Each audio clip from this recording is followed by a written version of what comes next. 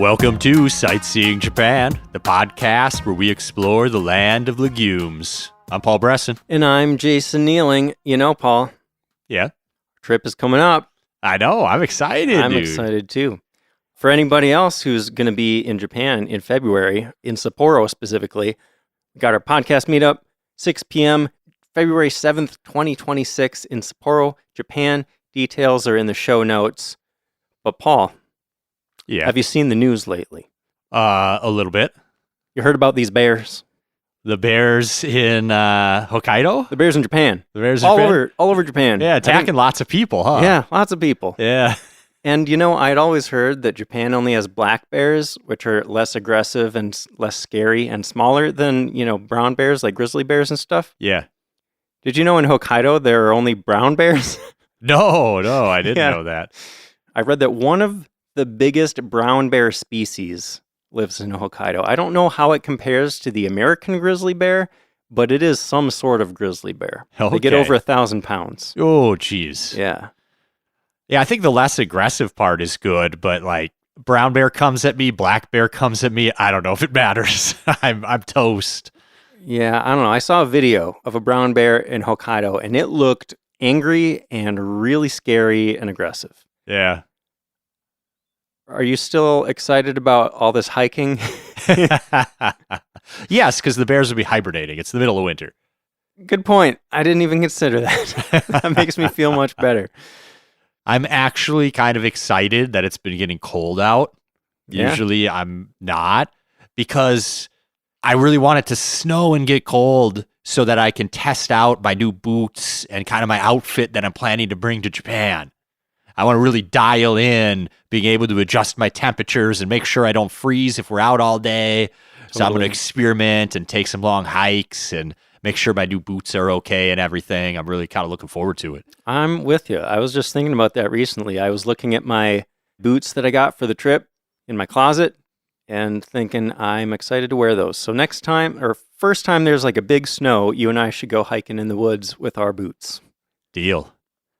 Right now, my Christmas list is just warm hiking socks. Nice. Lots of warm hiking socks. Yeah.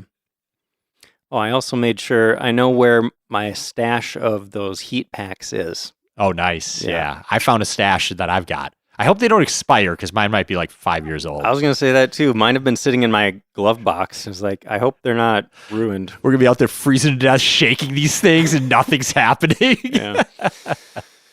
Oh, man. You know that feeling when you get like super, super cold and then you start to warm up and it like hurts? Yes.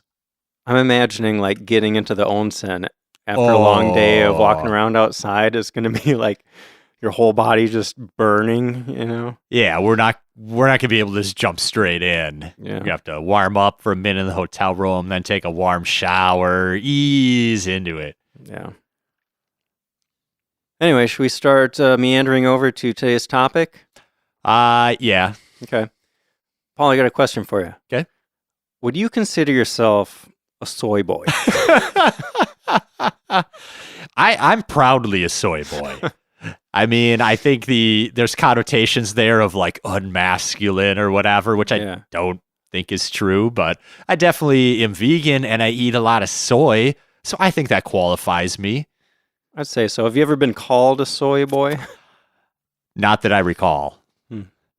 I don't get made fun of in person like almost ever. Well, I feel like it's a term mostly used on the internet rather than in person. Right. I mean, I'm sure people have been called soy boy in person, but probably not like after middle school age or something. Right. I feel like if I tell someone I'm vegan in person, they're like, oh, that's cool. Good for you. And if I say it online, they're like, you're an idiot. You're the worst person ever.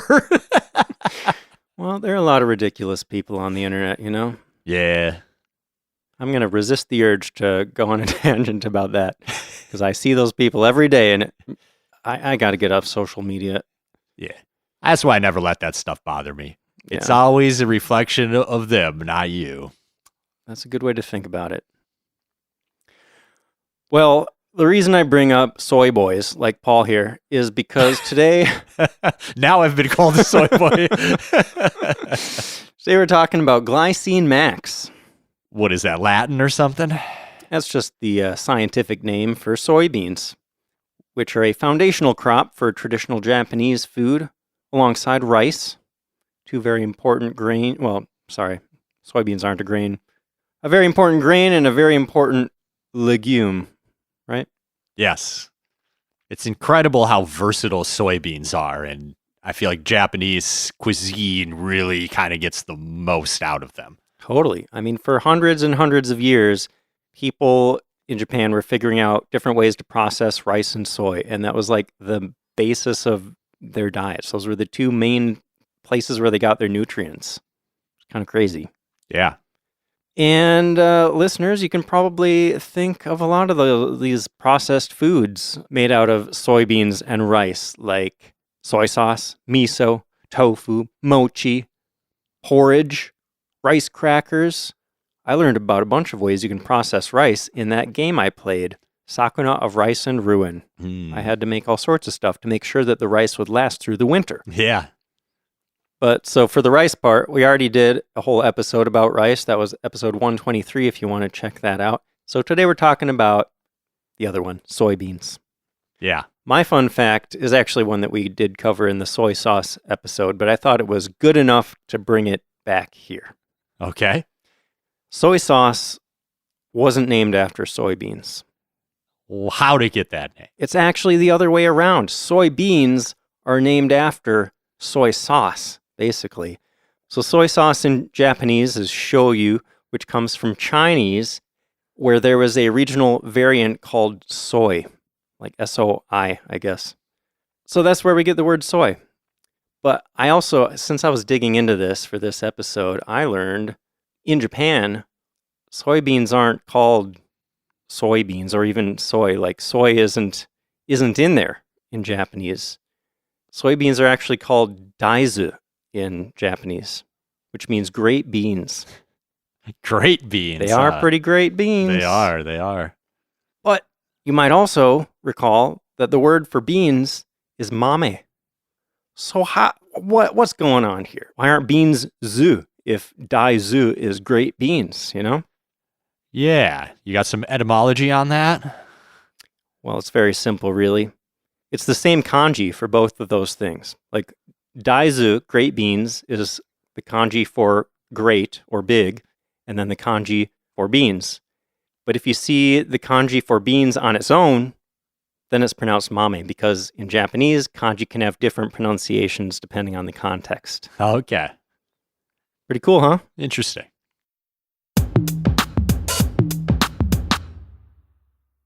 Well, I think we should talk a little bit about the history of soybeans in Japan, Jason. I wholeheartedly agree. How far back did you go this time? About 9,000 years. Okay. Well, I've got some ancient mythology. Ooh. The myth of where soybeans came from. Did you see that? No, I didn't. Okay. It's a pretty quick story, so I'll tell you here. I can't wait to hear it. So after being kicked out of heaven, the god Susanoo, on his way down to earth, stopped and asked the food goddess Ogetsuhime for some food. Okay. And she took various food items out of her nose, mouth, and butt. Hold on. Did you just say butt? Yeah. She took some food out of these places. Yes. I don't know if I would want any of this food. Was he like starving or something? Well, she cooked it up and served it to Susanoo. Oh, well, she cooked it. Okay. And upon seeing what she did, he thought it was disgusting and killed her for serving him unclean food. Well, I agree that that's kind of disgusting, but murder seems like a bit of an overreaction. Well, he already got kicked out of heaven, so I think there's a little bit of a hothead here. Yeah, he was already just in a bad mood. Do you know what he got kicked out of heaven for? I don't recall. Okay. So from her body appeared a lot of the most popular foods in Japan. And silkworms for some reason. So from her head came silkworms, and from her eyes rice grew, and millet came out of her ears, and beans from her nostrils, and from her groin sprouted wheat. And then from her butt crack came soybeans. Okay. And that is how soybeans came to our world, Jason. I don't know what to say. That's unexpected. I don't know where these legends come from, dude. That's a fun one. So anyways, back to reality. This might be a good place for a totally unrelated tangent, actually. Okay. It reminded me of this because of the gods stuff. You remember in the Hell episode recently, we talked about Izanagi fleeing from hell and rolling the stone over the entrance of it, right? Yep. And do you remember in the souvenirs episode, we talked about those omamori, the little charms that you can get for good luck and stuff, right? Yeah. And that reminded me, I have that peach omamori that I got from the Momotaro Shrine in Inuyama. So yesterday I decided, why am I keeping all this stuff just like in a box and not using it, So I pulled out the peach omamori and I read the little slip that came with it. And it was a story on there about Izanagi fleeing from hell. Really? Yeah. It said that as he was fleeing, there are all these evil spirits from the underworld chasing him. And he picked up peaches and threw them at the spirits as he was fleeing to scare him away. And it said that ever since then, peaches have been seen as like a protective fruit. Wow. Isn't that fun? That's all on your fortune slip? Yeah, I just couldn't believe that it like tied in so neatly into what we talked about just recently. I suppose Momotaro is about fighting demons, so there's kind of that hell connection there. Yeah, interesting that theme comes up too, because Momotaro came out of the peach and then fought the demons, and apparently peaches can be thrown at evil things to keep them away. Yeah. Kind of cool. Okay. Anyway, back to soybeans.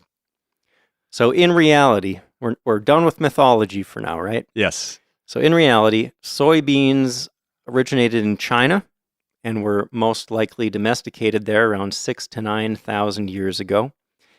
They then came to Japan via Korea, probably around the Yayoi period, which was between 300 BCE and 300 CE. Fun fact, Paul, that the time when they came to Japan is right around the same time as when Lu An, a Chinese ruler, is supposed to have invented tofu. Oh. Yeah. Tofu's so useful. I can see why they picked it up. With the coming of Buddhism in the 6th century to Japan, soybeans became even more important than they already were due to the restrictions of eating meat for devout Buddhists. Soybeans were one of the best choices they had for protein when they weren't eating meat anymore.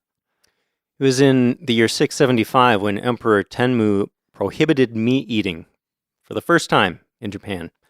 And other emperors after that made similar decrees. So the Japanese actually wouldn't start eating meat again until the 1860s. So yeah, that's a huge part of why soy is so integral to traditional Japanese cuisine.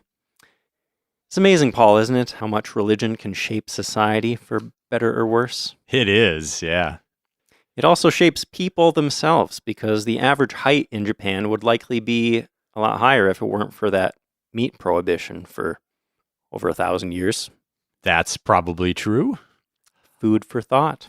Also, I've seen things on the reliance of rice as a staple being really calorie dense, but not being super nutrient dense, leading to shorter populations. Although back before they had polished white rice, it was probably a little better. You got a little more protein and things out of your rice. Yeah. That was one of my favorite facts from the rice episode is how long they were actually eating brown rice. Like white rice is a relatively recent thing. Yeah. In the Heian period, which was between 794 and 1185, Japan's oldest medical text was published. It was called the Ishinpo, or the Heart of Medicine, and it talked a lot about soybeans. It is also said that soybeans are the healthiest of the 5 traditional grains. Did you hear about those, Paul? I kept seeing those come up in my research. Yeah, I don't think I could name them all off the top of my head. But I bet you can. I bet just by guessing, you can get at least 3 of them. You want to try? Millet, wheat, rice, soybeans. Wheat is not one of them, but Okay. soybeans is. Think whiskey. Barley. Yeah, barley. And think dessert. Dessert. Actually, now that I'm looking at it, this isn't a grain at all. It's azuki beans. Oh, yeah, I was going to say greens, another bean. right? They call it the 5 traditional grains, but yeah, so rice, barley, millet, soybeans, and azuki beans. To be fair, yeah, 2 beans. Soybeans was in there too. Yeah, to be fair though, before we had like science and genetic testing and stuff, it's like a hard thing that grows out of a plant that you boil and eat. I kind of get how they're all grouped together. Yeah, that does make sense. Anyway, this medical text, Japan's oldest medical text, it also talked about all sorts of benefits of eating raw soybeans, or soybean powder, or soybean broth. Apparently, any way that you get the soybeans on or in you is a good thing, because it even said that you could apply kneaded soybean powder to your body. That's supposed to be good for you. Paul, I don't know if you suffer from halitosis. I haven't noticed personally, but I don't even know what that is. It's bad breath. Oh, okay. And you can even use soybean husks to eliminate bad breath. Wow. According to this text. You ever get bad breath and just know you have bad breath? Yeah, mostly when I wake up on the weekends and I don't brush my teeth because I'm just going to drink a big cup of coffee right away anyway. Yeah. And then I drink my coffee and then I need to go somewhere, but I don't leave myself enough time to brush my teeth. And then I'm like, okay, I just have like morning breath plus coffee breath. This is going to be vile. Hey, at least you don't smoke cigarettes, you know. Yeah, that would make it even worse. I used to work with all these salespeople that was just coffee and cigarettes all day, and they had the worst breath ever. And I was like, how do you sell anything? How do people put up with talking to you for 2 hours? Maybe people just, their brain short circuits because like, I just want this to go as fast as possible. I need this car. Let me just buy it and get the heck out of here. Yes. Let's go. Yeah. But Paul, there's another thing that shows up in this medical text that I really love. This is my favorite part. There are more than 20 references to using soybeans for sorcery. Really? In a medical text? Yeah. I guess they were talking about medical uses for soybeans. May as well just throw in, other uses for soybeans. But this might explain why soybeans are thrown to scare away Oni for Setsubun. Yeah, they got those magical properties. Yeah. For anyone that's not aware, there's this holiday in Japan called Setsubun, and that's like a big part of the tradition is you throw soybeans to scare away the demons. Sorcery. Nice. So in the Kamakura period, which was... oh, sorry. I wasn't sure if you were going to say the years, but I got it. You go ahead. I got it this time. Although, speaking of years, it bothers me sometimes that historians can't quite agree. And you see different sources sometimes that are off by a couple years, one way or the other, on when a period starts. I'm so rigid in my thinking that I want the date, and that's the date, and that's always the date. Same. But I also... I get it. It's really hard to draw a line. Right. I'm just thinking about like doing the podcast. We talk about these periods over and over again, but I feel like every time I mention a period, I have to say the years that era spans. Yeah. But then I also think like, well, this thing that I'm about to say that happened in that period, it didn't happen over the course of these hundreds of years. It might have happened just at the beginning of it or the end. Like, it's hard to not give people a skewed perception of when this actually happened. When thing happened in this 300-year time frame at some point. Right. So I try to say like towards the beginning or the end of this period or whatever. I don't know. It does give good context, though. Yeah. Well, and I feel like it helps to hear the names of these periods over and over because over time you get a sense of, what order they go in and kind of what the zeitgeist was like at the time. But if anyone's curious and wants to know more about, these historical periods, go check out episode 150. We ran through the whole history of Japan, brief history of Japan. Yeah, we cover the entire history of Japan. Very quickly. Well, so anyways, in the Kamakura period, 1185 to 1333. Pretty sure it's 1192, but... Right, I know what you mean. The main staple for a samurai's diet was ichiju isai, one bowl of miso soup and one side dish. Miso, of course, being made from soybeans. Sure is. So this was the really popular food of the aristocratic class. But for the Buddhist monks, they started experimenting with making soybeans into all sorts of things because of, that vegetarian diet. And this developed into what is now known as shojin ryori, a vegetarian style of cuisine that you can still find and enjoy today. And Paul, have you ever actually had like a shojin ryori meal at a temple or anything? Not at a temple. I have at a couple restaurants. Okay. When I stayed at a temple in Koyasan, I had shojin ryori for dinner, and I was just blown away at how many types of tofu they had, and they're all flavored in different ways. It's like I can eat 10 types of tofu, but they all taste completely different and feel completely different, different texture and all this stuff. It's crazy. It's unbelievable, but I guess when you think, well, they've been working on it for 900 years to perfect. Some monk comes along, these don't quite float my boat, and they develop a new way to use tofu, a new flavor to get out of it. I mean, we went to that tofu restaurant last time, and got tofu 6 ways or 10 ways or whatever that plate was. It's pretty ingenious stuff. Yeah. So shojin ryori is one factor that contributed to the proliferation of miso and soy sauce in something close to the modern forms. Because actually, up until that point, Japanese food was relatively bland. But the salt and umami in miso and soy sauce would transform Japanese food forever. I think a lot about food a long time ago. Like, was it really any good when you just had whatever you were foraging? Could you really make tasty food all the time? Well, I'm sure that meat prohibition made it a lot harder. Because I've seen like YouTube videos about what medieval peasants were eating, in Europe. And it's all this butter and like fish and stuff. And it looks delicious, to be honest. Okay. I just wonder about like spices and things. Yeah. Like hopefully you had salt. Yeah. And maybe that's the big one. I actually just learned that in like old times in Europe, they used a lot of horseradish on their like salted meat just to get it to taste like something other than old salted meat because they didn't have anything else.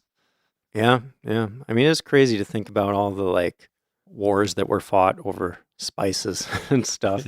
Yeah. And how valuable it was when it was like so rare, At some point, like cinnamon is like, oh, you can only get it in this remote part of the world. And how people talk about Dune, and I've heard people say it's an allegory for like the spice is oil. Sure. But maybe the spice is actually just spice. Yeah, it's nutmeg. And it's like 1600s Europe and everybody's fighting over the nutmeg. Right. Anyway, I mentioned miso and soy sauce. I just want to point out that it's kind of hard to say exactly when those were quote unquote invented because recipes changed a lot over the centuries and they kind of went through a lot of different forms before they got to the way they are today. But if you do want to hear more about the evolution of these things, you can check out episode 73, which was about soy sauce, and episode 82 for miso. Yeah, when I was doing this history research, I saw a lot of like, this is the first written use of tofu. This is the first written use of this and that. Well, all that does is like prove that it already existed at that point, but who knows how long things were going before these mentions. Yep. And who knows at what point of its evolution it was at that point when they started using that term even. Yeah, right. Like today's tofu might not resemble what they were doing 1,000 years ago with tofu necessarily. During the Edo period, 1600, I like using 1600. Okay. To 1868. We can agree on that one. Okay, there we go. It clearly ended in 1868. This is when soy really proliferated to the masses. Tofu and miso and soy sauce became widespread staples of the everyday Japanese person's life. There was actually a book published called Tofu Hyakuchin, which means 100 tofu delicacies. I kind of want to like take a look at that. Yeah. Like 100 Edo era tofu recipes. It would be They interesting. probably like all have fish in them or something, but I kind of want wonder. to take a look. Yeah. Interesting note for you. I don't know if you saw this or not, but Kikkoman, the very famous soy sauce company, traces its origins back to this time, 1661. A couple families set up a brewery and begin making soy sauce. I think we talked about that in the soy sauce episode. Probably.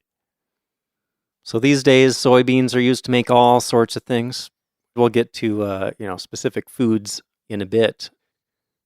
But that's not quite the end of the story, because in the next section, we're going to talk about how Japan's soybean industry was forever changed by World War II. I don't know how deep you went, Paul. I really went down some rabbit holes in my research about like the soybean industry over the last 100, 200 years. Okay. And I was surprised at how much World War II came up in the research. And I also need to apologize because at the end of the last episode, I said we weren't going to talk about America and its relation to soybeans, but I was wrong because we have to. The American industry is intertwined with Japan's industry in ways that I did not anticipate at all. Okay.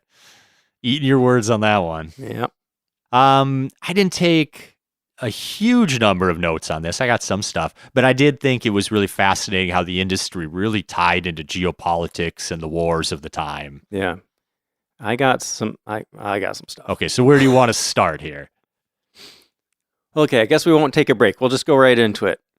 This All section is it's a continuation of history, but it's also about Japan's soybean industry. So I think the most important thing you need to know, first thing about Japan's soybean industry is that they import about 90 to 95% of their soybeans these days. Mm-hmm. That's crazy. That's a insane amount. For a country that's known for like consuming a huge amount of soy, to be that dependent on other countries, like, wow. Yes. Although there is a little bit of nuance there. The Japanese-grown soybeans are prized for food creation, like tofu and whatnot. A lot of soybeans get used for fertilizer or for animal feed, and those ones are definitely the imported ones they're using. That's true. But going back to the beginning of the 1900s, soybean farming in Japan reached its highest point in 1908. That's when they had the largest acreage of soybean farms. But since the beginning of the Showa era in 1926, soybean imports have increased, like pretty much ever since, is my understanding. I think part of the early shift is that as Japan conquered land on the mainland in Korea and Manchuria, they started growing and importing really cheap soybeans from there. So they had less incentive to plant them in Japanese farms. Okay, that makes sense. And Japan doesn't have a huge amount of arable land anyway, so... Right, they don't have enough to feed their current population. Yeah. So last year, Japan imported 288 billion yen worth of soybeans. That's about 1.9 billion US dollars. Wow. Out of 1,215 products that Japan imports, soybeans was 70th in the amount of money spent on it. Wow. If that is a useful stat. 70th out of 1,215. That seems really high. Yeah. So you might wonder, well, where do they get these soybeans from exactly? Do you know, Paul? Mostly the U.S. That is correct. The USA is by far the biggest supplier of soybeans to Japan, providing more than 3.5 times more soybeans than the country in second place, which is... Brazil? Well done. You did your homework. Yeah, I mean, there's a lot of soybeans growing around here. For sure. They're all over the place. Yeah. You and I did our road trip last month. 2 months ago now, I guess. And, we're driving through rural Minnesota. And I was just pointing out these fields like, you know what that is? You know what they're growing over there? It's soybeans. I bet it's soybeans. I can tell. 'Cause they're all yellow. Yeah. Yeah. Anyway. So Japan gets a lot of soybeans from the U.S. They're actually also the top importer of American soybeans in the world. So it's like a very tight relationship that these two countries have in the context of soybeans. Mm-hmm. Besides the US and Brazil, they also get beans from Canada, China, and Paraguay. Those are the other countries in the top 5, but they get them from kind of all over the place. There's a long list of countries that they get soybeans from.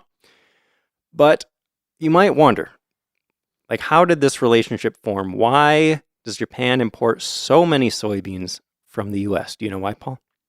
In early post-World War II Japan, a bunch of tofu shops sprang up because the U.S. was importing soybeans to pump food into the Japanese markets. So all these tofu shops started using American soybeans, and it just kind of like funneled from there, is my understanding. It's almost the same story as with all of the wheat rations, because there wasn't enough rice in Japan. So everyone started eating bread. And ramen became huge because of the American wheat rations. I sometimes forget that's like a post-World War II thing that took off. Yeah. Gyoza, too. The wrappers for gyozas made from wheat. And it started with all that American wheat. So really, I mean, you could say that the Japanese diet and the Japanese soybean industry were both forever changed because of America's influence immediately after World War II.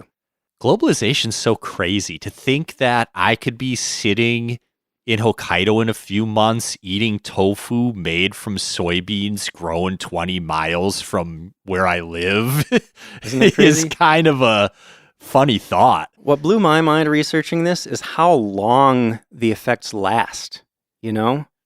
Like World War II feels like a really long time ago now, but the effects are still seen all over the place. Yeah, because it shapes industries. When the cheap soybeans are flooding in, why would any Japanese farmer want to invest in growing soybeans as a crop? Because they can't compete with those prices. They got to find something they can farm that they can sell and make a living on. And then the industry just doesn't exist anymore, basically. Yeah. Stuff can change fast. I have another example of how things can change fast and change for a really long time. Okay. So I mentioned that Brazil is the second biggest source of soybeans for Japan, right? Yes. But Brazil is actually by far the biggest exporter of soybeans in the world. Like they grow way more soybeans than the US, even though Japan still gets most of their soybeans from the US. Do you know why or how Brazil became the biggest exporter of soybeans in the world? No, but can I randomly guess? Sure. So my theory is they're cutting down all the rainforest to get extra land. And Jason says I'm already wrong. I'm shaking my head. It's not super nutritious soil there, but planting beans put nitrogen back into the soil and turns it into better farmland for future crops. Maybe that was a bonus of what actually happened, like the thing that spurred it on. The reason Brazil is the biggest exporter of soybeans is because the United States messed up. Uh-oh. The U.S. has got their hands in everything all over the world, you know, and sometimes they make mistakes, like President Nixon did in 1973.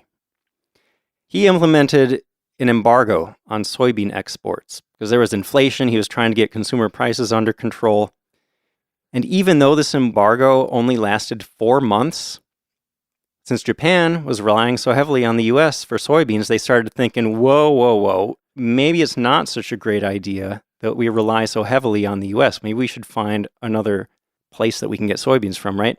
So they looked at Brazil, and they invested billions of dollars to build up the soybean industry in Brazil, so they'd have another option. Wow. Isn't that crazy? Yeah. Other countries, too, they all kind of got together, and Brazil, of course, invested money themselves. So just like all this money is flowing into Brazil to build up their soybean industry. And now Brazil exports more than twice as many soybeans as the U.S. Wow. Never would have happened if the U.S. hadn't messed up with this 4-month-long embargo in 1973. Yeah, what was he trying to do? Like keep meat prices down or something by keeping feed low? All I saw is that he was trying to keep consumer prices down. I'm not sure exactly why the soybean embargo was supposed to help with that. Prices getting out of control. Some things never change, huh? Right. Well, let me keep going. I have some parallels to draw with recent events. Okay. But so like I said, Japan still gets more of their soybeans from the U.S., even though Brazil produces so many more. And that's for various reasons, not least of which is that the U.S. grows more beans that are better for things like tofu. So, Paul, like you said, Japan still grows their special beans that they use for tofu and stuff, but then they source a bunch of beans from other countries that they use for animal feed and whatnot. But of the imported soybeans, the American ones are still better for tofu and things like that. Okay. So that's why they still get a lot from us. But I just thought it was so fascinating that even minor disruptions like that embargo can have such massive ramifications. And it really does bring to mind certain recent events, certain tariffs perhaps. By the way, Nixon's embargo was a failure in pretty much every possible way. Like, not only did it hurt American farmers and make everyone lose trust in America's reliability as a trade partner, it also failed to lower food costs like it was originally intended to. So it seems like maybe we should have learned some lessons from that, right, Paul? Maybe. You would think? Maybe. I actually just saw, too, that another example of this, Russia last year became the #1 importer of Chinese cars because they're being embargoed by all the Western nations. They can't buy cars from Europe or the U.S. anymore. So they pivoted, and now all their cars coming in are Chinese. The world is so easily shaped by decisions by just a few people, you know? It's incredible. True. Someone makes the rules, and we all got to follow them. And suffer the repercussions for decades, if not centuries. I mean, just like Japan looked to Brazil in the 70s for soybeans, as I mentioned in a recent episode, China has moved their soybean business to Brazil. I sometimes wonder how much of like the good things in the world are like good decisions were made along with all the bad ones, or good things exist in the world despite all the terrible decisions that our leaders are making. I listen to a lot of like history podcasts, and it seems like there are more bad decisions being made by governments again and again and again than good ones. But I'm not sure how much of that's what we focus on because we can see the repercussions of it. And maybe we miss trying to look on the bright side. Maybe we miss some of the positive things that happen sometimes. I don't know, man. What I struggle with is like, there's no going back, you know?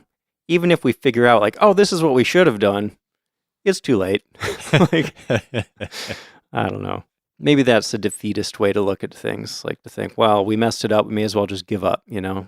You got to keep trying to make positive changes, I guess. But one thing I've noticed about getting older is I'm just more accepting that, that's just how things are. You know, I wanted to fight every dumb thing when I was younger. And now I'm like, I can't fight the whole world all the time. Right. You just kind of go, okay, I guess that's how we're doing it now. Yeah. It is hard, though, to watch people suffering when you know the cause of that suffering and you can't do anything to stop it. I know what you mean. I just try to stay humble and think that, well, my solutions might have some unintended consequences that I wouldn't know either. So, you know, maybe it's not like I would be able to save everyone in the world either. So I try to take a burden off my mind with that thought. Sometimes there are easy answers. When you see a certain person doing things and you're like, maybe that person shouldn't be making these decisions. That would probably make the world a better place. Sometimes it's pretty obvious. Yeah. Anyway. Yeah, what were we talking about here anyways? Geopolitics. Before that. I'm going to move on to a fun fact, Paul. I thought this was really fun. And it's not unrelated to geopolitics, but it's a funny twist in geopolitics. Okay. Do you know how soybeans were first introduced to the United States?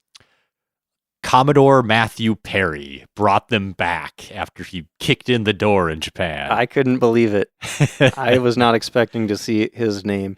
But that just reminded me of like all the other ways in which Japan and America have become inextricably linked, and like they keep playing off of each other, and there's all this interplay in all these different industries, you know. I wasn't really hard to get through an entire history section without mentioning the U.S. once or twice. Yeah.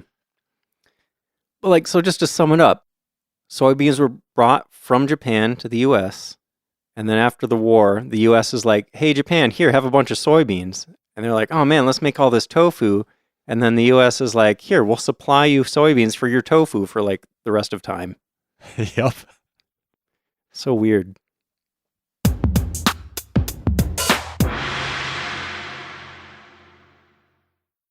All right, so that's Japanese imports. What about exports?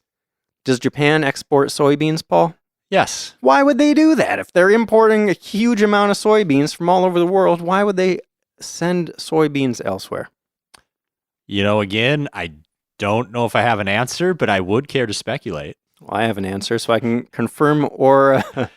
It's a really small amount, so I was thinking that maybe they're exporting them to like Japanese restaurants or Japanese food companies in these other countries to make like authentic Japanese soybean dishes. Interesting theory. This is what I read. Okay. So quick stat. Last year, Japan exported 0.016% as many soybeans as they imported. So like you said, very It's like small nothing. numbers. Yeah. But the reason that they export soybeans, even though they import so much, it's because they're not all the same types of soybeans. Yeah. They're not used for the same things. And sometimes it's cheaper to import beans over an international border than it is even just to ship beans across the country. Yeah. And I markets suppose have different demands. Different parts of the country use different amounts of soybeans, different types of trade soybeans. deals and tariffs. They might be able to import cheaper soybeans from the U.S., but then they're exporting to Taiwan, and Taiwan's got a different trade deal with the U.S., so it's cheaper for them to bring them in from Japan. It gets convoluted like that, huh? Totally. Yeah, that's probably a better answer. But you were right that you speculated that China was getting a bunch of soybeans, right? No, Taiwan, I think. You said Taiwan. Taiwan. Well, China is by far the biggest destination for exported soybeans. Okay. But in recent decades, there's been a movement toward preserving the more traditional parts of the industry and reducing the reliance on imports by increasing domestic production. Though it doesn't really seem like they've made that much of a dent, right? If they're still importing 95% of their soybeans. Yeah. But what I saw is that a lot of this is done by activists. There's over 300 varieties of soybeans that still exist in Japan. But today, all these factory farms do monocropping. So these activists are trying to preserve all of these heritage strains. And they're encouraging young people and helping hook them up with farms near them where they can go help harvest the soybeans. And then they get some of the soybeans and they can actually eat the soybeans that they are growing. So it's kind of a cool thing, but it's not like an industrial scale thing that's going to tip the import scale. Yeah. Well, as a hipster, basically, I think it's kind of cool, the idea of like artisan soybeans, Yeah. Artisan tofu. I'd go for some artisan tofu, Totally. dude. I was reading about this, like why they would be so interested in preserving these. I want to go into the certain shop and strains the and guy's stuff. like, I grew these soybeans down the street. I harvested them. I turned it into like, dude, that's the tofu I want to eat. Heck yeah, man. I saw tofu makers saying that there's always something off about improved soybeans, genetically modified stuff from other countries where they focus on yields more than anything instead of flavor. More than 90% of American soybeans are genetically modified, and they don't taste the same as the local varieties in Japan. Yeah. I would 100% want to like A/B those and see how different they are, but then I might be disappointed if it's like, well, I mean, I guess I can taste a difference, Sure. It's actually interesting because you can't grow genetically modified crops in Japan, but you can apparently import the soybeans. So you're talking not just soybeans, but like any kind of crop? They don't do GMOs? Yeah, there's none approved for growth in Japan. Did It's not not know a that. Japanese thing. Yet, at least. Interesting. I was going to go on a tangent into that, but I don't feel like I have the knowledge to like have a solid stance on either side of that. I know it's a big argument whether GMOs are good or bad. Well, I can talk about it just briefly. All right. Because I sell organic food for a living. Yeah, what's your take? A lot of people talk about like being scared of like eating GMOs, and I've seen no compelling evidence that GMOs are dangerous to eat at all. Why would they be? I mean, it's really just the same thing as like selective breeding, right? It's just that Yeah. you're using science to do that. Yeah, I think just hearing, people are thinking like test tube weird stuff is going Right. on and it like weirds them out. Yeah. I think the real problem is that monocropping just long term is a really bad idea. It's unsustainable. For food right? stability, for the land. It's just not the right way to grow things if you want people 300 years from now still being prosperous. And I think that's the biggest problem, along with like the risk of crop failures. If you have no genetic diversity in your crops, you're opening that door as well, which is not a good thing, I think. Thank you for your opinion, Paul. You're welcome. Always happy to dish out opinions on anything, whether I'm an expert or not. So let's see. I got a little more about the soy that's grown in Japan. Okay. So as you said, a lot of the soy that Japan imports is turned into soy meal to feed livestock. And of the portion that is for human consumption, 80% of that is turned into soy oil. So, Yeah. At the end of the day, very little of that imported soy actually becomes things like tofu anyway. But of the soybeans that are produced in Japan, almost half of them are made into tofu. Nice. Yeah. But I just see in my notes here that the soybeans produced in Japan are mostly non-GMO. I'm not sure where exactly I saw that, but I didn't see that 100% of them are non-GMO. But the other half, or most of the other half of the Japan-grown soybeans that aren't made into tofu are used for things like miso and natto. So I get the impression that the beans grown in Japan are better for humans to eat in the forms where they still kind of look like soybeans. You know what I mean? Yeah, I mean, it seems to be common thought that the soybeans grown in Japan taste a little better. Yeah. And they just import such a massive amount because that demand is so high. It's just, they couldn't possibly keep up. And they don't grow a ton either. It's kind of both. They couldn't grow enough, and they're not trying that hard. Yeah. So if you go to Japan, I'd say check out some artisan tofu shops. Look for those. Yeah. I wonder if at that tofu restaurant, since that's what they specialize in, I wonder if we asked them about the tofu, if they could tell us where it came from. Oh, or yeah. something, Yeah, I bet they could. Yeah. Well, I'm going to eat a lot of tofu on our trip. Most of the soybeans in Japan are grown in Hokkaido, which is where we're going to be. So there might be some fresh local, tofu made from that year's crop. That would be awesome. But unfortunately, I'm not going to have any stomach space after all of the seafood. Yeah, after all the fish I'm eating every day. Yeah.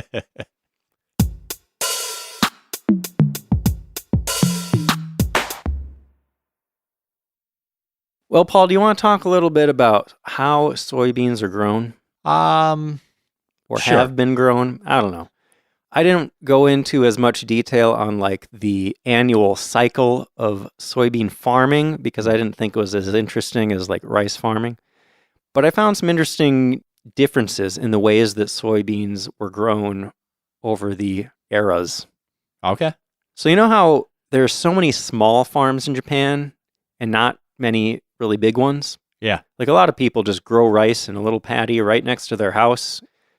Well, back in the day, until around the 1960s, the people that were growing rice in these paddies, they would grow soybeans on the dikes around the rice paddies. Yeah. It seemed like they kind of fill them in whatever space was left. Well, it's kind of ingenious because since you're flooding the rice paddies, there's going to be plenty of water for the soybean plants to soak up just from sitting in the soil next to the paddies, Yeah. It's really efficient, it seems like, anyway. I think it also works because rice is a really labor-intensive crop, and the soybeans are very not labor-intensive. You kind of just plant them, let them grow, and then you harvest them. So it's good extra thing that you can do. Also, they add the nitrogen back into the soil, and being on the dike around the field, that probably drains that into the field and helps keep the rice fields fertile. Yeah. It would also limit the amount of pests. Because, that's one of the reasons they're flooding the rice paddies is it makes it harder for pests to get to the plants. And if all of your soybeans are hidden in between all these paddies, pests just aren't going to get to those either. This method isn't used so much these days because it does actually lower the rice yield. I guess they're soaking up some of the nutrients that the rice could otherwise be using. Okay. And after World War II, things got much more mechanized and automated, which necessitates single crop production. You can't have all this stuff mixed together if you're going to process it with these giant machines. Yeah. Also, after World War II, Japanese scientists started looking much more closely at soybeans and how to farm them more efficiently. So they would look at beans grown in different parts of the country or planted at different times and compare them and make conclusions about what's the best way that we can grow these things. I found this academic paper about the history of soybean cultivation in Japan that was really interesting, if I may share a few facts for you. So one thing I found is that you might imagine that in a field, you want to just pack in as many plants as you possibly can, right? For the highest yield for that amount of land. Makes sense. But in Japan, soybeans would actually be grown much more spread out. The reason for that is that Japan's heat and humidity makes the plants grow really big, really quickly, which you would think is a good thing. But it's actually not, counterintuitively. One problem is something called lodging. Have you ever heard of that? No. I hadn't either. It's when the top of a plant gets so heavy that the stem just can't support it anymore and the plant just topples over. Okay. Yeah. That's bad. No, not good. But also, if you want to just increase the yield, having these bigger plants doesn't even help. Even if they didn't fall over, it's not going to give you a greater yield because what you want is more branches with more nodes rather than just size. Makes sense. Because those nodes is where the pods actually sprout from. You want a fat, bushy plant, not a tall, thick plant. Exactly. That's the case for a lot of plants, right, Paul? Yeah. But then in the 1960s, they started developing cultivars with much stronger stems, so they wouldn't fall over as easy. A lodging problem. Okay. They solved that. So then they could start planting them closer together. So, I don't know. Those are just a few tidbits that I pulled from this article, but thought it was interesting. Farming really uses a lot of science. They're always experimenting and kind of figuring out what's best and changing the industries. Totally. So these days, as you mentioned, Paul, most domestically produced soybeans are grown in Hokkaido. Also Tohoku, which is the northern part of Honshu. Yep. That's where the climate is best for it. Hokkaido has a lot of room. There's just plenty of space for large, dry fields dedicated to soybeans. In the rest of Japan, like you were saying, soybeans return a lot of nitrogen to the soil, right? Yeah. So in the rest of the country, they rotate rice and soy a lot to keep the soil healthy. Mm-hmm. And of course, those large fields in Hokkaido make it easier to use heavy machinery, which results in lower prices for consumers due to higher efficiency. Is this really dry? I don't know. I thought this was fascinating, all this stuff, but I don't know. If you're not interested in geopolitics and farming, I guess. I don't know. But you could say that about anything. Be announcing a baseball game. You're like, this is great, unless you're not into baseball. Yeah. Well, that's what we try to do, right? We take these topics that don't look fascinating at first glance, and we try to make them fascinating with dumb jokes and stuff. Should we do our next episode just clickbait? Tourists are ruining Japan, graffiti everywhere. This is your last chance to go to Japan. Did you see that headline? Oh yeah, I couldn't believe that. That's ridiculous. Because they got they elected a right wing government. They're gonna ban tourists. No, what I saw that headline. This might be your last chance to go to Japan because at some places they're slightly raising the prices for foreign tourists. Yeah. Come on, that's so clickbaity. Yeah, it's definitely not gonna stop me. It just might make me go slightly less frequently. Yeah, right. You got to be dedicated to the Japan vacations, right? Find a way. That's what we do. It's even if things are going up, everything's so cheap in Japan anyways.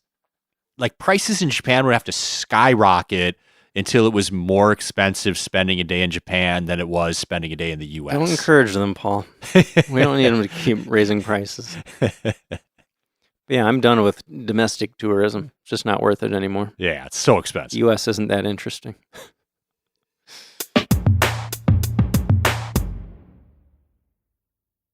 All right, you ready to talk about the most popular ways to eat soybeans, Jason? Yep.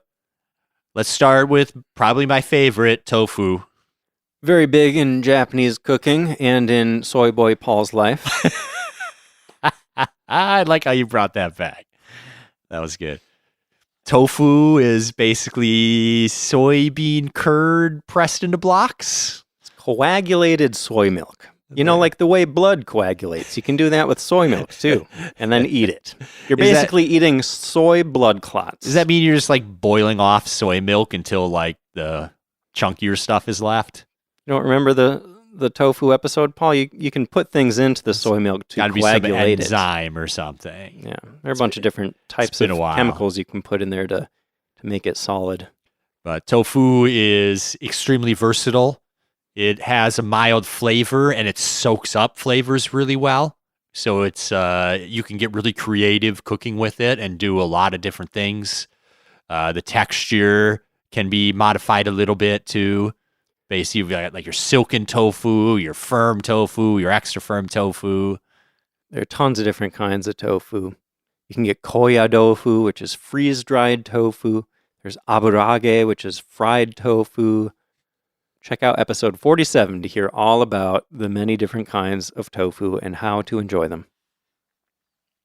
Another soy-based food that you've probably heard of is miso, which is a fermented soybean paste integral to Japanese cuisine. You might be familiar with miso soup, but it can also be used in tons of different ways. It can flavor other soups. It can go into sauces and glazes and salad dressings. You can use it to marinate meat and fish. It can be used to pickle vegetables. You can smear it all over your body. You can. You can, yes. And there are tons of varieties of miso with their own unique flavors. Check out episode 82 to hear about all the details, although we didn't go into too much detail about rubbing it all over your body. Okay. We're saving that one. Yeah, that'll be its own episode. Okay. Well, another incredibly important and versatile condiment in Japanese cooking is soy sauce. As you mentioned earlier, soy sauce is so prevalent. That's where the soybean got its name, right? That's right. Made, again, of fermented, roasted soybeans. Lots of different varieties and regional variations. Well, don't forget about the mold, Paul. Well, you got your koji. Yeah. And there's a grain in there, too, sometimes. Yeah, sometimes got... most commonly. So not gluten-free? In most cases, but tamari soy sauce uses very little or no wheat at all. That would be the safest option for gluten-free people. Yeah, so it's essentially a liquid that you squeeze out of fermented soybeans, mold, and wheat. Yeah, you can use it on just about anything. Salty and umami flavor. You can bathe in it. That's like a special once-a-year kind of treat, though, right? Because it's expensive to get that much soy sauce. I wonder if there's like a soy sauce onsen. There's like a wine onsen. Yeah, I was trying to remember. There's that one in Hakone where they have all the weird ones. There was a ramen broth one, a coffee one, a wine one. I don't think they did have a soy sauce one. Soy's got to be good for your skin, right? I was wondering, like, could you use it as a fake tan? You know, if you submerge yourself in soy sauce for long enough, it might stain you a little bit. Yeah, like henna. Sure. Yeah, there are regional variations of soy sauce, but there are also these 5 main varieties that are used in different ways: light soy sauce, dark soy sauce. I mentioned tamari soy sauce, or a couple other ones. You can go listen to episode 73 to hear all about soy sauce. Not too long ago, we did an episode about some other types of fermented soybeans, the ones with a slimy, stringy texture. Yeah. That's natto. Very divisive, but we're fans, right, Paul? Yeah. Unique flavor. I still haven't totally got there. Really? It's still, I can't just like pick up a thing of natto and slam it down. You said you were going to integrate it into your I haven't diet? been eating it every day. Well, you remember I told you that I really like the hikiwari natto, the cracked beans, pieces. Yeah. But it's always really hard to find. I found it like a couple months ago, and I bought so much. My freezer's got a bunch of natto in there right now. Good. Yeah. That was episode 132, if you want to hear all about natto. And I thought that was a really fun episode. Like all these other ones, we do a lot of food episodes, but I thought Natto really stood out just because it's so many people think it's really gross. I think that makes it fun to talk about. It does. It does. Everyone's got an opinion about natto. Yeah. But after that episode, we had listeners reach out and tell us about their experiences with natto. And I did hear from a lot of people that really enjoyed it. Okay. Yeah. Okay. One of my favorite ways to enjoy soybeans is edamame. You like them young, huh? Yeah, immature? Immature soybeans still in the pod that are boiled. Best when or steamed or pan fried. Yeah, best when salted.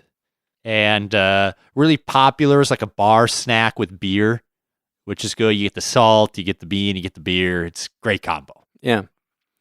I wonder how many people know that. Like, I don't know that it's common knowledge that they're immature soybeans, Because generally when beans are harvested from fields, they're yellow or brown. Like they're kind of dried up. Yeah. And they're fully matured. But the edamame, the reason they're green is because they're picked before they're old man soybeans. Yep. Edamame is also used in other types of dishes in Japan. Paul, I'm really excited. In Sendai, I want to try zunda mochi. You remember talking about that? So mochi stuffed with soybean paste or something? Close. You got it inside out. It's mochi coated in sweetened mashed edamame. Oh, okay. So it's like edamame in a dessert kind of context. That sounds amazing. Sweetened edamame. Yeah, that sounds so good. Like sweet red bean paste, but with green beans instead. Okay. I'm sure I'll like it. I can't wait. I'm just really curious about that one. I've never had edamame in any other context except, as a little appetizer right out of the pod with salt. I have had it not in pods. Just like a bowl of salted beans or what? I think I got like a Korean bowl at a restaurant, and it was like rice with like sesame broccoli, a little pile of edamame, like some seasoned carrots. It's got like 5 different things on top, and like just a pile of edamame beans was one of them. Cool. I just think it's fun. We get exposed to a lot of Japanese food in the U.S., but one thing that I feel like we don't really get exposed to is when Japan takes things that we would think of as savory and they make them sweet. You know what I mean?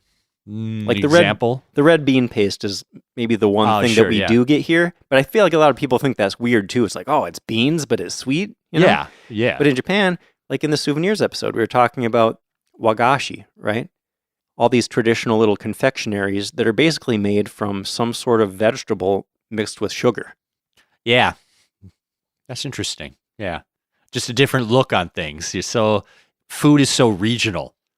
You get inside this little box of thinking about what you can do with food until you go try a different cuisine, and that's mind blowing. Or like the miso ice cream that I had, that was incredible. Yeah, and I would never think to put like a salty type of strong flavor like that in ice cream, but it's so good. It kind of plays with the sweet creaminess, I guess. And I remember hearing about miso in cookies too. Okay.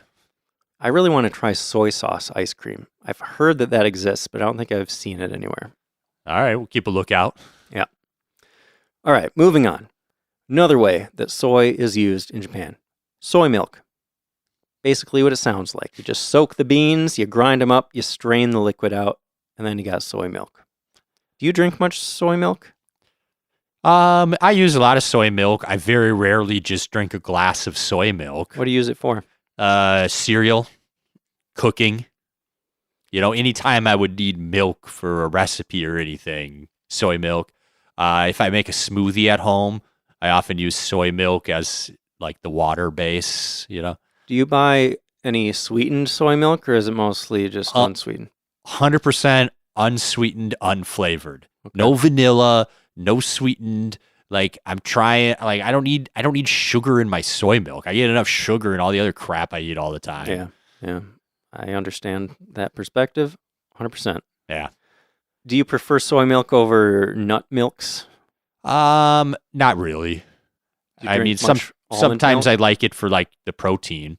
Like the other milks don't have nearly as much protein in it. So depending on what I've been eating lately, if I think I need more protein, I'll gravitate towards the soy milk. Do you like almond milk? I do. Do you drink that just from a glass? I don't just drink any of the milks. What do you use almond milk for then? Same thing I use soy milk for. It's Okay. just a milk substitute. All right. But I like rice milk a lot. If I'm going off flavor, oat milk or rice milk, maybe. That reminds me, you know what I really want to make a batch of, but I don't think I can find enough people to help me drink it? What? Horchata.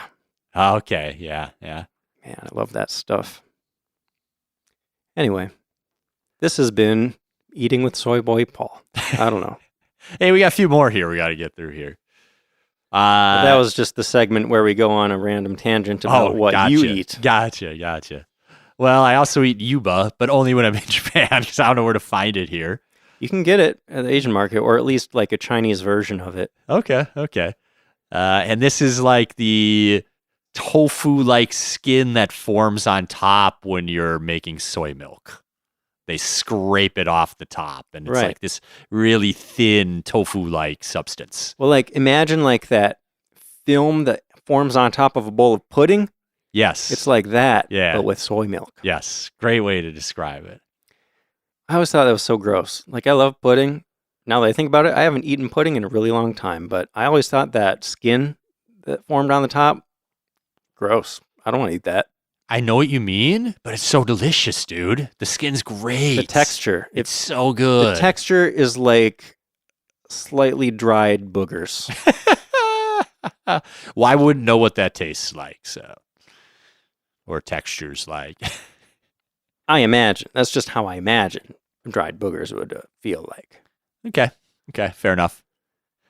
Anyway, Yuba can be used in all sorts of ways. It can be wound up into a dumpling sort of thing. It can be used to wrap sushi. It can be used in desserts. Again, it's one of those things that can either be savory or sweet. Yep. Popular in Nikko. That's where we ate a bunch of it. Yep. Another place you might eat some soy is Kinako, which is soybean flour. Roasted soybean flour. Yes. Particularly popular in Japanese desserts like mochi or dango. That's the only time I recall seeing it is like kind of the coating of a mochi or something like that. I've had it with silken tofu too.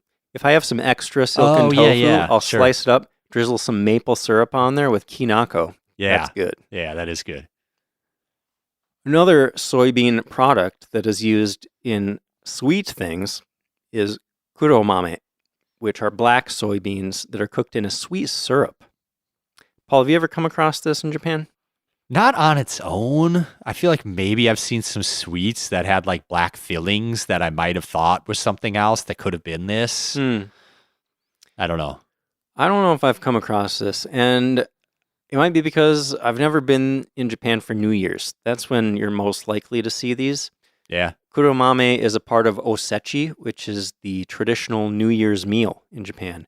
And each part of this traditional meal has symbolism behind it. The black soybeans symbolize good health and diligence for the new year. Okay. By the way, if you want to hear more about Japan's New Year's traditions, check out episode 25. Another fun fact, Paul, I was looking at like recipes for these kuromame. Traditional recipes for these say that you're supposed to cook them with 2 to 3 rusty iron nails. What? Yep. No. It's true. It's true. The rust reacts with the tannins in the beans and helps them turn a rich black color. And these days, people don't necessarily use rusty iron nails, but you can actually buy these little metal things specifically for this purpose. Wow. Okay. Isn't that cool? That is cool. Yeah. It's more cool that they're not using rust anymore. It's iron, man. Chemistry is amazing. Same as cooking in a cast iron pan, Paul. It's Sure. good for you. Sure, okay. I got one more that surprised me is that bean sprouts are made from soybeans. Ah. I think mung beans are a little more common, but apparently in Japan, sprouted soybeans are a fairly common thing. Nice.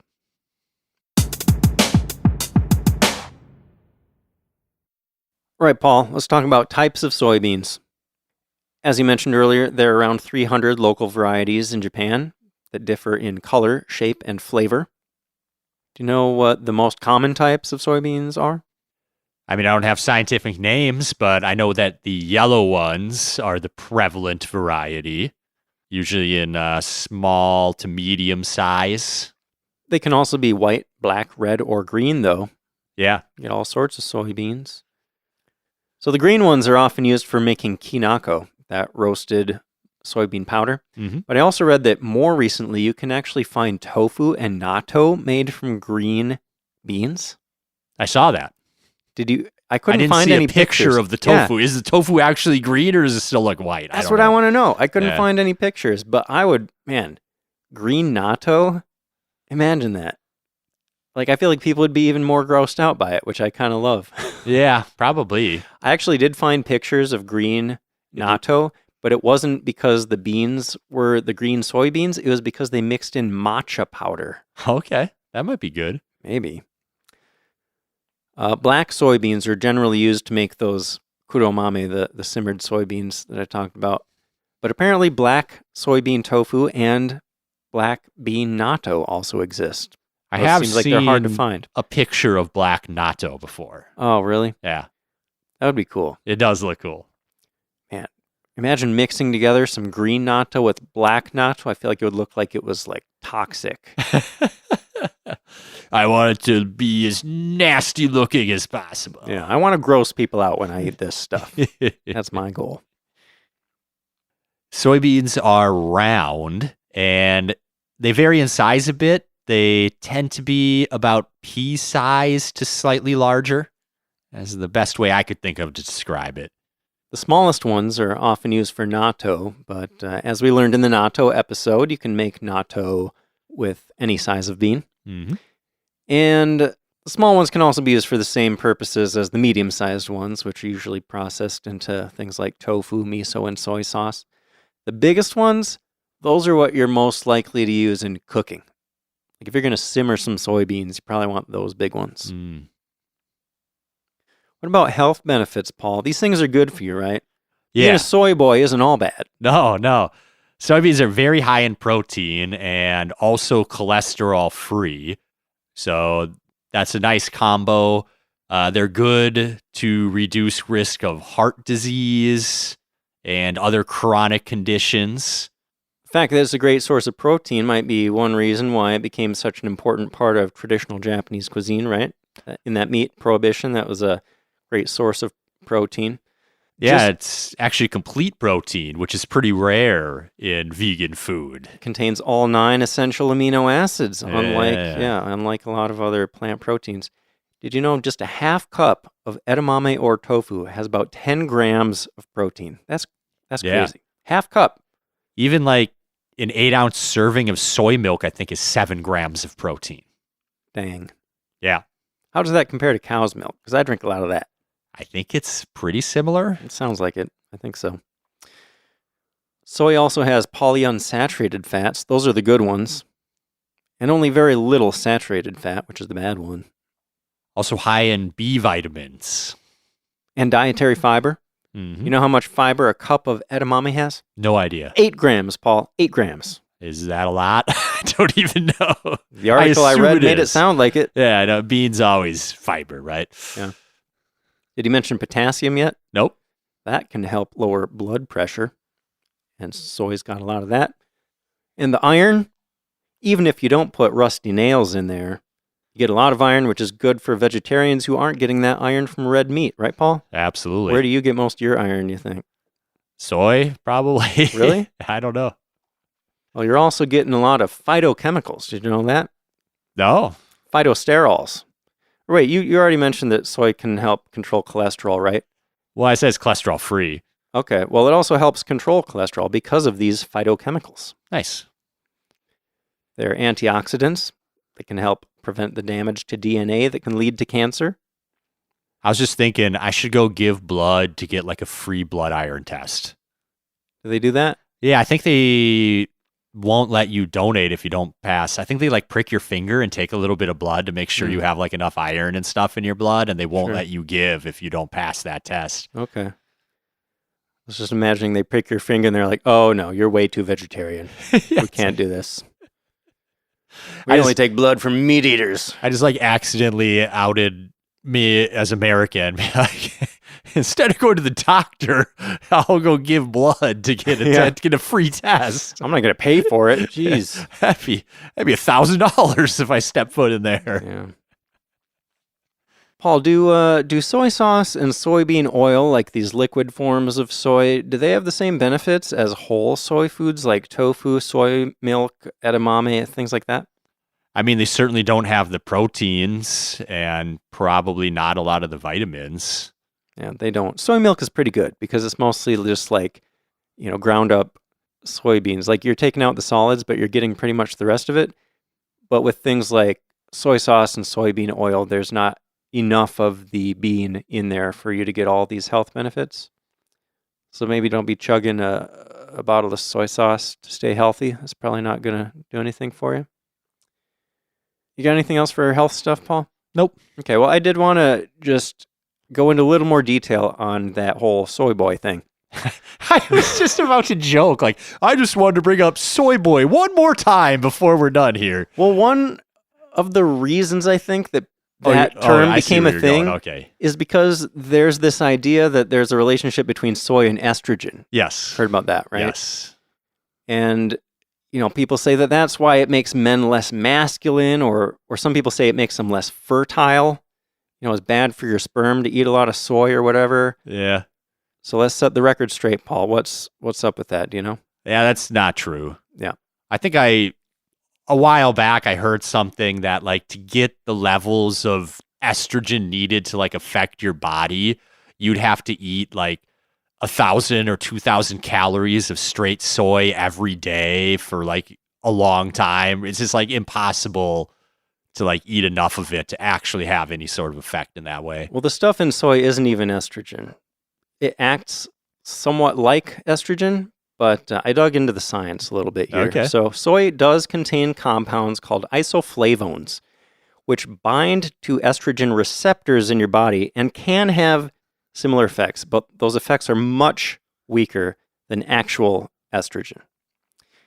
In certain contexts, depending on who you're talking about, these isoflavones can actually act like anti-estrogen.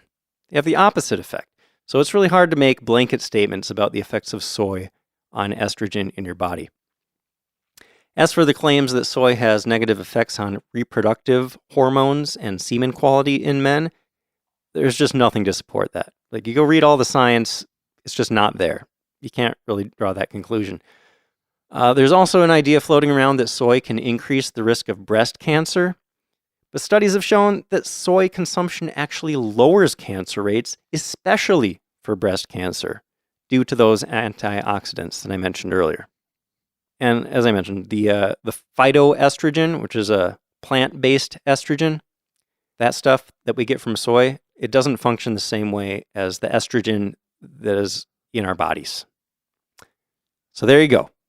Thanks for clearing that up. You're welcome. I think I'm going to take back the slur. I'm going to start calling myself soy boy and all my vegan friends soy boys. You should, and Paul. We're going to own it, and we're going to make it our own term. I'll support you in that. I'm going to call you soy boy every chance I get. Whoa. You can't say that, bro. What? You're not one of us. You can't say the word. Oh. It's bad if you say it. It's okay if I say it. I see. I think that's how it works. That's how you take back a word. Yeah. Can I give you the pass? I mean, well, now I'm uncomfortable. Am I allowed to do that? You can call me. You can call me anything you want. In public, or is this just an in private kind of thing? I'd say in public. Okay. I'm trying to think of what you could call me that would actually offend me. So if I walk into your workplace and I'm like, Paul, what's up, my soy boy? Are all your employees going to be like, oh my gosh, did he just say that? No. He said the S word? I mean, I wouldn't care. I don't think they would. All right. Well, at least now you know that if somebody calls you a soy boy, you can respond with, well, yes, thank you. I am very healthy due to my consumption of soy, because soy is undoubtedly healthier than whatever is being consumed by the kinds of people who use the term soy boy unironically, like presumably cheeseburgers, chili cheese fries, extra large Diet Cokes, insulin shots, and I assume right-wing propaganda. No, that's so hilarious. Now I'm just seeing a guy with McDonald's at his keyboard typing insults. Oh, that's great. I look at the pictures of these people online saying these kinds of things. I know who they are. Yeah.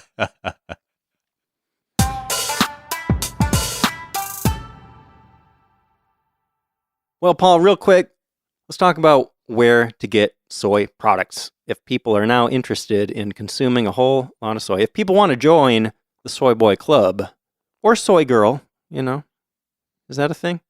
Soy Girl? No, I don't think so. Well, they're already supposed to be feminine, right? Right. Anyway, let's say you're in Japan, Paul. Where are you going to get some soy stuff? Well, probably I would go to a vegan or vegetarian restaurant and eat all sorts of things. You could find a place that specializes Yeah. in soy stuff, like that tofu place that we went to in Takayama. Yes. But I mean, most restaurants are going to have soy sauce as a condiment or miso in dishes. Pretty prevalent. Grocery stores are obviously going to sell all this stuff in If Japan. you're at an izakaya, edamame is a popular, easy go-to appetizer. If you're particularly interested in how this stuff is made, I would highly recommend checking out maybe a miso brewery or a soy sauce factory. We went to Ishii Miso Brewery in Matsumoto. That's where I tried that miso ice cream, and I brought home some miso pickles. That was really fun. Even though we missed the tour, a lot of miso breweries do tours. You just got to be there at the right time.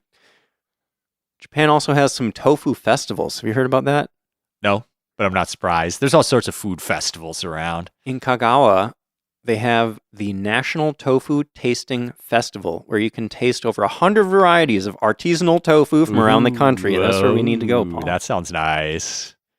There's also Tochio's Pride Market and Fried Tofu Festival in Niigata Prefecture, where they make a giant aburage, that's fried tofu, a giant aburage the size of a tatami mat. Nice. Isn't that cool? Nice. You can also taste aburage from various local shops. You can play games. They have local handmade goods.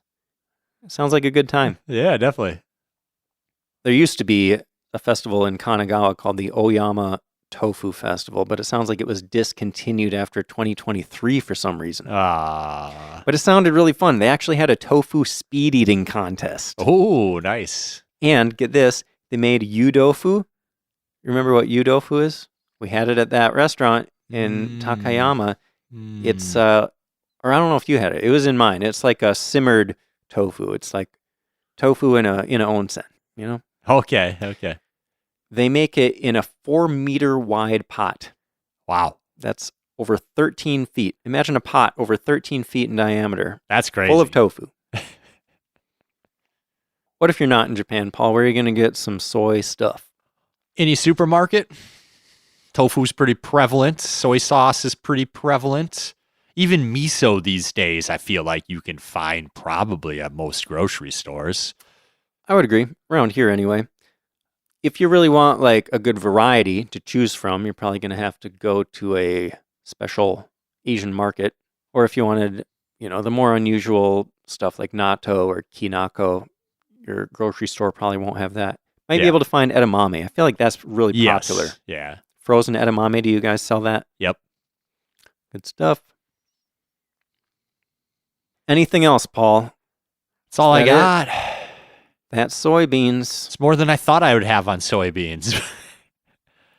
But they're so tied in. Once I started thinking like, oh yeah, like all the most popular food things in Japan are made from soybeans. Like, okay, there's going to be a lot here.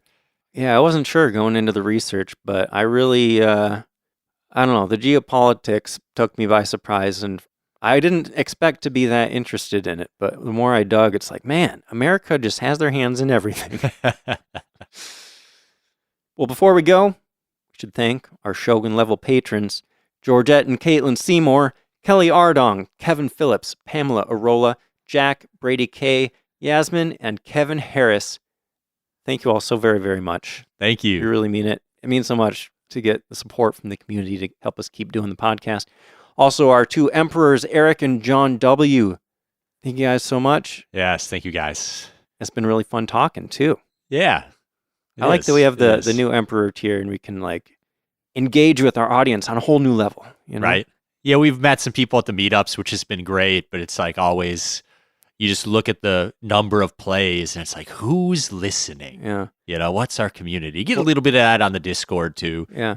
But even at the meetups, it's like you don't have an uninterrupted hour, like one-on-one with a person, Yeah, you talk to a bunch of different people for 10, 15 minutes, which is great. But I always wish those meetups could go on for like an entire day. So we can, like, I always feel like they end too soon. But anyway, for anyone else out there, if you would like to help support the podcast, please consider joining our Patreon. You don't have to join at the Emperor tier. The tiers start at $2 a month. So yeah, you get bonus episodes and early access to all the new podcast episodes for just $2. Yep. There's a link to that in the show notes or on our website, sightseeingjapanpodcast.com. Paul, what are we talking about next time? Oh, we got a good one next, Jason. We are going to be talking about cosplay. This is going to be fun, and I'm excited to hear what you have to say about it, because I think you probably know more about this than I do. I think I've got a lot to say about it. Awesome. Can't wait. Well, thanks for listening. We'll see you next time.